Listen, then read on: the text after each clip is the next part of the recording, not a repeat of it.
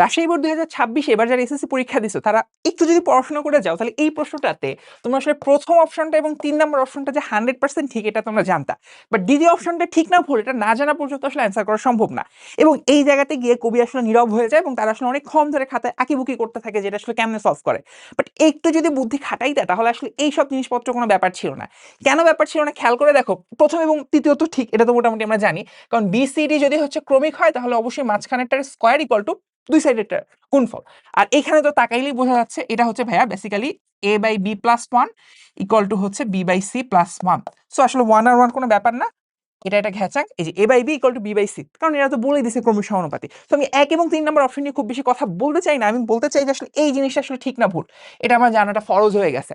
তো এটা জানার জন্য আমার আসলে অঙ্ক করার কিছু দরকার নেই, আমরা একটু ছোট্ট বুদ্ধি খাটাবো যেটা দিয়ে আসলে এই অঙ্কটা একদম তুড়ি মেরে সলভ করা যায়।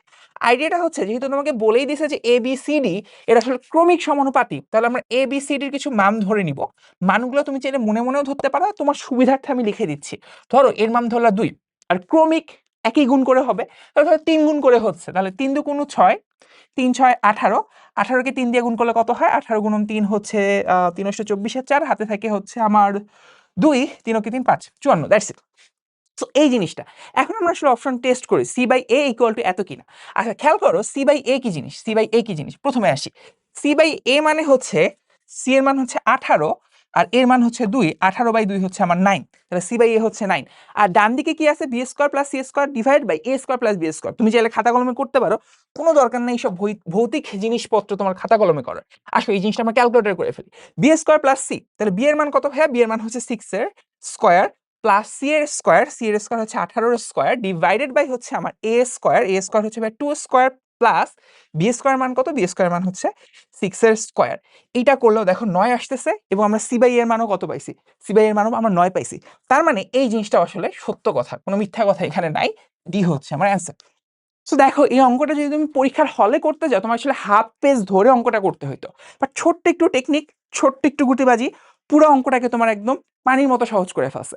সো এরকম ক্রমিক সমানুপাতি অঙ্ক করার জন্য এরকম কিছু টেকনিক আছে যেটা একদম পানির মতো তোমার অঙ্কটাকে সহজ করে ফেলবে।